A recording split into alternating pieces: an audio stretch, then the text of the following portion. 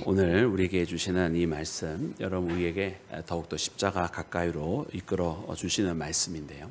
오늘 말씀을 여러분 우리가 함께 우리 또 김은미 권사님께서 묵상해 주신 것처럼 여러분 겟세마네 동산에서의 기도와 또 이제 그 후에 이제 붙잡히시게 되는 장면이 오늘 말씀에 기록이 되어 있습니다.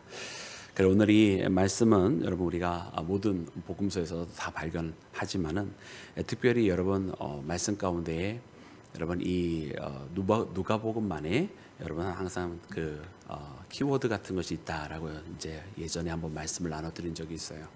그것은 중요한 사건이 벌어질 때마다 예수님께서 기도하시는 모습이 나옵니다. 여러분 오늘 본문 말씀에는 아주 직접적으로 그냥 예수님께서 기도하시다 또 기도 마치셨다 그리고 어떤 다른 일이 벌어졌다고 바로 넘어가는 것이 아니라 아주 소상하게 그 기도가 어떤 기도였는지 또 기도 때에 어떻게 하셨는지 여러분 이런 것들이 기록이 되어져 있습니다. 그것은 이제 이 중요한 일을 앞두고 항상 기도하는 모습이 기록되어 있었다고 한다면 이처럼 소상한 기도의 모습이 기록된 다음에 벌어지는 그 다음의 사건은 여러분 더욱더 중요한 사건일 수밖에 없고 가장 진지하고 또 가장 어떻게 보면 많은 시간과 심혈을 기울여서 이렇게 기도하시는 예수님의 모습이 기록이 되어진 것은 이제 이 기도 후에 벌어질 것은 정말 그 어떤 것보다도 위대하고 또 놀라운 하나님의 사건이기 때문에 그렇습니다. 그러므로 바로 이 겟세마네 동산의 기도 이후에 벌어지는 바로 십자가 사건은 바로 하나님께서 우리를 구원하시기 위한 가장 위대한 사건이었음을 깨닫는 우리 모두가 되기를 주의 이름으로 축원합니다. 사랑하는 여러분, 그렇습니다. 여러분 오늘 이 말씀 속에는 여러분 예수님의 기도 모습이 이렇게 기록이 되어져 있습니다. 첫 번째는 39절 말씀에 보니까 여러분 이렇게 기록하고 있는데요. 우리 다 같이 합독해서 읽겠습니다. 시작. 예수께서 나가사 습관을 따라 감람산에 가심에 제자들도 따라갔더니 아멘. 아멘. 여러분 첫 번째 예수님의 모습은요. 평소에 기도 안 하다가 갑자기 큰일이 생기니까 그때 가서 기도하는 것이 아니었어요. 여러분 예수님의 기도는 습관을 따라 늘 항상 하시던 대로 여러분 그 기도 시간을 지켜서 기도를 하셨던 것입니다. 여러분 평소에 이렇게 기도를 하시니까 중요한 일이 다가올 때도 그대로 또 그 모습 그대로 계속 기도하실 수 있었던 것입니다. 여러분 우리는 종종 오해를 할 때가 있어요. 급한 일이 닥쳐야나 기도하고 또 어떤 특별한 일이 생겨야나 막 특별 기도를 해가지고 뭐 결단을 하고 그런단 말이죠. 여러분 그것이 아니라 여러분 기도의 기본이 있을 거 아닙니까? 여러분 그 기본은 여러분 평소에 늘 항상 기도하는 모습이 사실 기본이라는 말이에요. 그래서 우리가 여러분 이렇게 이 새벽을 깨워 기도하는 것이 늘 항상 우리의 몸에 배어 있고 또 우리가 항상 하루에도 여러분 주님을 생각하며 하는 기도의 시간을 우리가 나름대로 정해서 하루의 시작을 할 때건 또 하루를 마칠 때건 기도하는 그런 기도의 습관이 있으면 여러분 우리가 늘 항상 그렇게 하나님 앞에 대화하듯 크고 작은 일이 내 삶 가운데 어떻게 찾아오든지 간에 항상 기도하게 되는 줄로 믿습니다. 여러분 그래서 우리가 여러분 기도를 호흡이라 했으니 호흡은 어떤 급할 때만 숨 쉬는 게 아니잖아요. 그냥 항상 숨 쉬고 있는 것처럼 여러분 우리가 하나님 앞에 늘 항상 기도하는 믿음의 자녀가 되기를 주의 이름으로 축원합니다. 여러분 두 번째로는 여러분 그곳에서 예수님께서 말씀을 해주셨는데 40절에 이렇게 말씀을 해주셨습니다. 우리 다 같이 합독합니다. 시작. 그곳에 이르러 그들에게 이르시되 유혹에 빠지지 않게 기도하라 하시고 아멘. 여러분 예수님께서 이제 예수님을 따라온 제자들에게 유혹에 빠지지 않게 기도하라 그러셨습니다. 여러분 유혹에 빠지지 않는 유일한 방법은 여러분 기도밖에 없습니다. 여러분 우리가 시험에 들지 않는 유일한 방법도 여러분 기도하는 방법 외에는 없습니다. 물론 기도하는 사람이라고 시험에 안 드는 것은 아닙니다. 그러나 시험에 들 때 그 시험을 이기는 자는 기도하는 사람입니다. 여러분 우리가 이 의미를 잘 기억을 해야 합니다. 한 번은 어떤 두 성도님들이 서로 분쟁이 생겨가지고 뭐 심하게 다투었어요. 다툴만 해요. 인간적인 눈으로 바라보면 저렇게 서로 마음이 갈라지고 저 정도의 언성으로 서로에게 질러댈 정도면 서로 이제 화해하기는 틀렸다 싶을 정도의 그런 다툼이 난 거예요. 근데 이 두 분들이 다 그래도 기도하는 사람이라는 소리를 들었던 사람들이에요. 여러분 그러니까 얼마나 더 안타까워요. 여러분 우리가 하나님 앞에 영광을 가리지 말아야 된다는 말을 입버릇처럼 합니다만은 여러분 우리가 기도하는 사람으로서 있다가 기도하는 사람이 싸우면 세간에 있는 모든 사람들이 다 욕합니다. 기도하는 사람이 싸운다 이러면서. 그러니까 우리가 기도를 할 때는 또 우리가 예수님 믿을 때는 더더욱 조심하고 더더욱 이런 일이 벌어지지 않도록 해야 되는데 그래도 참 그나마 그 가운데서도 감사한 일은 이 두 사람들이 기도하는 사람이다 보니 여러분 새벽 기도에 나오는 거였어요. 새벽 기도에 나오는데 늘 항상 보통 때처럼 통성 기도를 하는데 통성 기도를 딱 시작하니까 서로 목소리 경쟁을 하기 시작하는 거예요. 한 명은 이쪽에서 한 명은 저쪽에서 내가 더 크게 기도한다. 내가 더 원통하게 내 원통한 마음을 온 세상 여기 있는 사람들 다 알게 하리라 하는 마음으로 막 소리를 치면서 기도하는 거예요. 여러분 그 기도를 같이 이렇게 하고 있는 모든 사람들이 편했을까요? 불편했을까요? 엄청 불편한 거예요. 왜 불편하냐? 첫 번째는 방언으로 기도해도 여러분 그 사람의 마음이 다 드러나는 법이거든요. 근데 여러분 기도 누구에게 하는 거죠? 하나님 앞에 하는 거예요. 근데 기도는 하나님 앞에 하는데 누구 들으라고 기도하고 있어요? 사람들 들으라고 있어요. 기왕이면 특별히 나하고 싸운 네가 좀 들어야 돼 이러면서 기도하고 있어요. 그러니 그 기도 하나님이 들으시는 기도도 아니거니와 주변에 있는 사람들 봤을 때도 그 소리가 방언으로 기도해도 무슨 소리가 못 알아들어도 그 사람의 마음이 다 읽어지는 거예요. 너무너무 불편한 거예요. 그런데 왜 다행스럽다라고 이야기하냐면 매일매일 기도하러 와가지고 그렇게 기도하기를 시작을 하는데 참 특이한 것은 특히 아주 흥미로운 사건은 무엇이냐면 하루하루가 지나면서 기도의 목소리가 달라지는 거예요. 한 일주일쯤 지나니까 벌써 목소리가 조금 가라앉았어요. 그리고 한 달쯤 지나게 되니까 이제는 눈의 쌍심지가 꺼져버렸어요. 그러더니 한 석 달쯤 지나가니까 서로 같이 대화도 하더라고요. 그걸 보면서 한 사람 한 사람한테 제가 물어봤어요. 그때 권사님 왜 그러셨어요? 그때 집사님 왜 그러셨어요? 여러분 답변은요 이랬습니다. 답변은 제가 부족해서 그랬어요.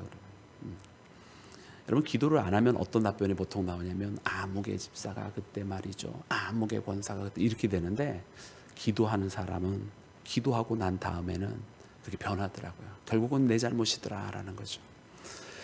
여러분 이게 기도하는 사람들에게 나타나는 현상입니다. 여러분 기도하지 아니하면 여러분 자기의 잘못을 모릅니다. 그리고 끝까지 원망합니다. 기도하지 아니하면 여러분 우리가 시험에 쉽게 빠집니다. 기도 얘기하다 보니까 그냥 시간 가는 줄 모르고 얘기하는데요. 한 번은 어떤 교회에서 본인은 열심히 일을 한다고 하는데 기도는 안 하는 분이 계셨어요. 이분이 교회에서 참 큰 은혜의 시간이 있었는데 여러분 항상 큰 은혜가 임하게 되려면 항상 원수마귀가 방해를 합니다. 그래서 그 교회를 조금 이렇게 흔들어 놓고 어수선하게 만들고 사람들이 입방아를 찍게 만들어요. 그러니까 여러분 깨어 있어야 되는 것은 여러분 교회가 큰 일을 앞두고는 항상 자신의 말을 조심해야 되고 자신의 마음을 붙잡고 있어야 돼요. 왜냐하면 원수마귀가 흔들어 놓기 때문에 그렇습니다. 그런데 이와 같은 사건에 여러분 누가 이 일의 주동자가 되었느냐? 바로 그분이 주동자가 됐어요. 이분은 자기 교회를 열심히 하는데 그냥 기도는 안 하잖아요. 그러면서 이 사람이 어떤 일을 보는데 계속 뭔 일인지 평소에는 아무 일도 아니었던 가지고 계속 시비를 걸고 툴툴거리고 불만을 내놓고 뭐 누구를 원망하고 뭐 목사 탓을 하고 막 이러고 있는 거예요. 참 여러분 너무 이상하고 이상한 거는 여러분 이 세상은 영적인 일들이 얼마나 많은지 몰라요. 그래 이런 일들이 왜 벌어지는가? 결국은 그 내용의 중심에는 그가 하고 섬겼던 모든 일들이 하나님 앞에 드린 자신이 아니라 그냥 자기의 의지를 일해왔던 거예요. 그냥 자기의 의지를 일해오다 보니까 여러분 거기에는 자기를 알아주지 않는다고 또 남들이 도와주지 않는다고 뭐 온갖 것들이 다 불평과 불만들이 다 생겨지는 이유가 돼버리는 거예요. 그 왜 그러냐? 가장 근본적으로 기도하는 자였다라고 한다면 그가 기도하면서 이 일을 깊이 하는 사람이었다면 아마 조금은 달라졌을 것 같은 그런 마음이 들더라고요. 그래서 사랑하는 여러분, 그래서 우리가 기도함으로 깨어있고 기도함으로 유혹에 빠지지 아니하는 믿음의 자녀가 되기를 주의 이름으로 축원합니다. 그러나 때로 시험 들면 여러분 그때는 어떻게 해야 돼요? 더 기도해야 돼요. 아까도 이야기한 것처럼 기도한다고 시험이 안 드는 거 아니니까 여러분 기도하면서 시험에 들지 않게 하고 기도하면서 든 시험도 이기는 믿음의 자녀가 되기를 주의 이름으로 축원합니다. 여러분 예수님과 함께 이렇게 제자들이 그 산에 올라갔으나 여러분 예수님처럼 다 깨어 있지는 못했습니다. 여러분 잘 아는 것처럼 여러분 제자들은 거기에서 여러분 졸음을 이기지 못하고 자게 되었는데 여러분 예수님의 기도의 내용은 바로 이것이었어요. 내 뜻대로 되기를 원하는 것이 아니라 아버지의 뜻대로 되기를 원합니다. 여러분 기도는 우리의 뜻이 이루어지기를 원해서 하는 기도에서 아버지 하나님의 뜻을 이루어지기를 원하는 데까지로 나아가야 돼요. 처음에는 어쩌면 우리가 다 우리의 마음, 우리의 간구를 가지고 주님 앞에 나옵니다. 그러나 그 기도의 마지막 온전케 되어지는 순간은 하나님 끝까지 내 뜻대로 내 방식대로 되기를 원합니다. 그렇게 하는 게 아니에요. 하나님 뜻대로 되기를 원합니다라고 주님 앞에 맡겨지는 순간까지 여러분 우리가 나아가야 할 터인데 오늘 우리의 기도가 여러분 저 하늘에까지 이르지 못하는 것은 무엇일까요? 어쩌면 뭐 여러 가지 이유들이 있지만 그 중에 하나는 우리가 우리의 욕심을 끝까지 포기하지 못하고 있기 때문은 아닐까요? 저는 오늘 이 시대의 한국교회를 보면서 그런 묵상을 하게 됐어요. 한국교회가 왜 이렇게 약해져 가는가 보았더니 교회가 주님의 뜻을 이루기보다 교회의 꿈을 더 이루고 싶어 하는구나 이런 생각이 들었어요. 그래서 하나님을 의지하고 하나님 앞에 맡겨야 되는데 그것이 아니라 자기가 가지고 있는 사람의 숫자와 자기들이 가지고 있는 재정의 숫자와 이런 것을 의지하고 자기들이 보여주고 쇼업할 수 있는 세상에 드러낼 수 있는 큰 목소리를 자랑하고 있을 때 하나님께서 교회를 낮추시고 또 낮추시는구나. 하나님을 의지하지 않고 세상 사람들과 똑같은 방식으로 하고 있으니 그 교회를 낮추시고 또 낮추시는구나 이런 생각이 들었어요. 하나님께서 아버지의 뜻대로 되기를 원합니다라는 고백을 듣기를 원하시는 여러분 우리 사랑하는 시온교회가 먼저 그렇게 주님 앞에 주님의 뜻대로 되기를 원합니다 고백하며 돌아가는 세상에 보여지는 것에 흔들리지 아니하고 아버지 하나님의 믿음으로 고백하는 우리 모두가 되기를 주의 이름으로 축원합니다. 여러분 그리고 마지막으로 우리 권사님께서 묵상해 주신 것처럼 예수님의 기도의 모습은 정말로 간절한 기도였다. 그 흐리는 땀이 땅에 떨어질 때 핏방울과 같이 되었더라라고 하는 그 말씀처럼 이 간절한 기도의 모습을 여러분 우리가 발견합니다. 여러분 제자들은 어땠습니까? 제자들은요 슬픔으로 인하여 거기에 잠들었다 이렇게 기록이 되어 있어요. 여러분 이 슬픔이라고 하는 것은 이제 예수님께서 시절이 바뀌어가는 것을 말씀해 주셨어요. 이제는 전대를 가지고 가라. 이제는 배낭을 가지고 가라. 이제는 칼도 가지고 칼 없는 자는 살아 이렇게 말씀하셨어요. 물론 그 칼이 여러분 이 사람을 베는 그런 칼이 아니었건만 여러분 그것이 상징적인 의미였건만 그들이 깨닫지 못하고 어쨌든 이와 같은 상황 속에 시절이 변한 것을 예수님께서 말씀해 주셨기 때문에 여러분 슬퍼하고 있는 제자들의 모습을 봅니다. 그런데 제자들은 슬픔을 이기지 못하고 어떻게 했어요? 잤다라는 거예요. 여러분 우리 마음 가운데 괴로움이 찾아오면 어떻게 해야 되는 겁니까? 기도해야 되는 것이거든요. 다가오는 환난이 크면 어떻게 하는 것입니까? 기도해야 되는 것이거든요. 맡겨진 사명이 크면 어떻게 합니까? 기도해야 됩니다. 그래서 예수님은 간절하게 기도하셨습니다. 할렐루야. 근데 보통 여러분 다른 사람들은 이 제자들처럼 되는 것 같아요. 슬프니까 기도 못하고 잠들어 있어요. 사명이 크니까 힘들다고 감당하지 못하고 잠들어 있어요. 여러분 오늘 우리는 이 모습을 보면서 간절하게 기도해야 할 줄로 믿습니다. 그러므로 예수님께서 제자들에게 돌아와 하시는 말씀이 시험에 들지 않게 기도하라. 시험에 들지 않게 기도하라. 사랑하는 여러분 오늘 그래서 이 간절히 기도하시는 예수님은 여러분 예수님이라고 시험거리가 없는 것이 아니었습니다. 여러분 얼마나 많은 시험거리가 있겠습니까?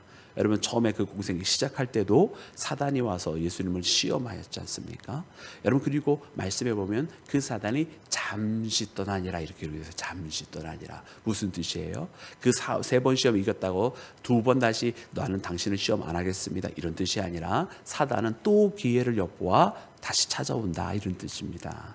여러분 그러나 예수님은 여러분 마지막까지 그 모든 시험을 이기셨는 줄로 믿습니다. 십자가 앞에서 아버지의 뜻대로 맡기신 그분 간절히 기도하시는 그분은 여러분 우리를 위한 모든 시험을 이기시고 우리에게 생명을 주셨는데요. 오늘 우리도 그렇게 여러분 기도함으로 시험을 이기고 기도함으로 승리하는 믿음의 자녀가 되기를 주의 이름으로 축원합니다.